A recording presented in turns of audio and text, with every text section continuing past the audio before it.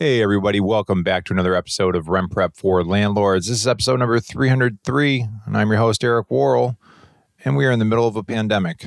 It is a pretty crazy time right now. Nothing that I've experienced in my short 34 years on this planet Earth, but a pretty interesting time to be alive.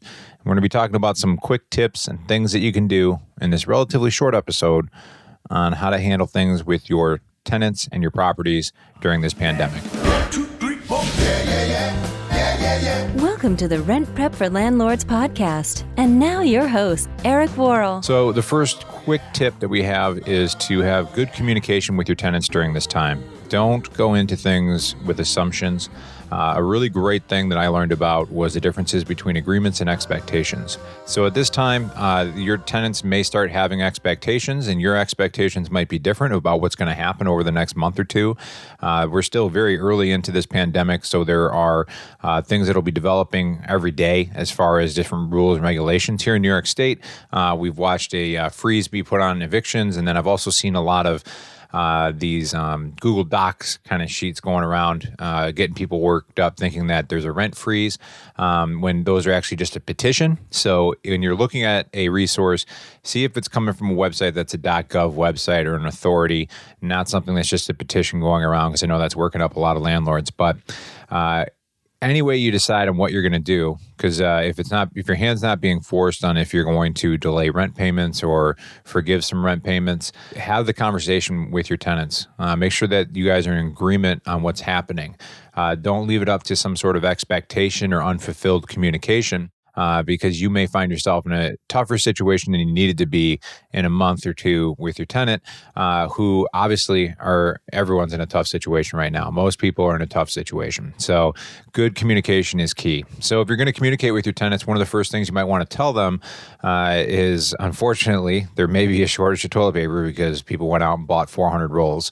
And just a good, friendly reminder that napkins, paper towels, wipes, these things are not meant to be flushed down the toilet. And if they cause a backup, that's going to cause damage and even worse issues. So do not flush those items down the toilet. That is definitely worth reaching out to your tenants about just on that alone. So once you start getting to the actual details and what you want to be looking at, it's a good idea to get your resources from the CDC. We actually just published a blog post this week that I will link to in the show notes of today's podcast. It is on the COVID-19, what landlords and property managers can do to help. And in that resource, our CDC brochure, a CDC graphic, and the CDC site on what to do if you get sick. Again, also thinking about things in terms of being a landlord with your tenants, you want to consider if there's anything that you can be doing to help safeguard, especially if you have multi-unit properties, just kind of putting out some best practices and, just reminders to people to keep their hands clean, wash their hands, disinfect common areas if at all possible. Anything you can do in those regards would be helpful. So a quick little kind of bullet point list of the table of contents of the article that I was mentioning.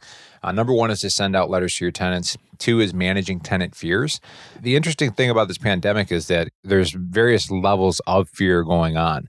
I've seen some people where they're worried about their mortgages, right? If you're going to be able to pay your mortgages on these rental properties because you don't know if you're going to get rent payments in, and then maybe you have money in the markets and the markets are doing bad, and then maybe you have elderly parents and you have fear for them and their health and safety. And you can see how just like one person might have 2, 3, 4 different sets of fears going on that kind of start to stack on each other.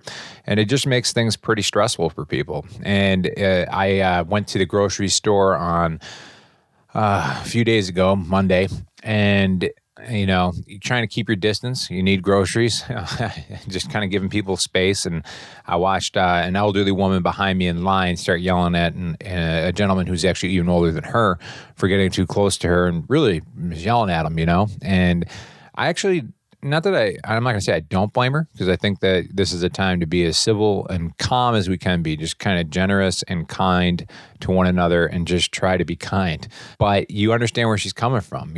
She's probably in her 70s and she's out having to get her own groceries, and, who knows what's going through her mind. So if you're out driving, if you're out going for a walk. I know we're isolating and social distancing and all that, but it's probably still a good idea to just get out and go for a walk if you can manage something like that. Don't be afraid to wave to somebody, say hello, be kind. You don't have to act like this is the zombie apocalypse, right? Just keep your distance, but be kind to people, especially online, right? I think this is a time that people start to buckle into their different, whatever their online soup du jour is, if you want to say that. But, you might be on Reddit, maybe you're on our Facebook group, you're in landlord forums, things like that. And I think at times like this, sometimes, people forget and kind of lose their sense of themselves and think this is an appropriate time to kind of start sharing their viewpoints on certain things and stuff like that. And in my opinion, it's better just to keep it to yourself. There's just so much going on. And if you're going to add comments out there just to stir the pot, or, you feel like you got to get your point across or something at this point, it's like, why bother? Just be kind to one another. Be kind to your tenants. I'm not going to say what you have to do with your tenants, right? That's not my right. That's not my place to say that you should be suspending rent or you should be doing X, Y, or Z.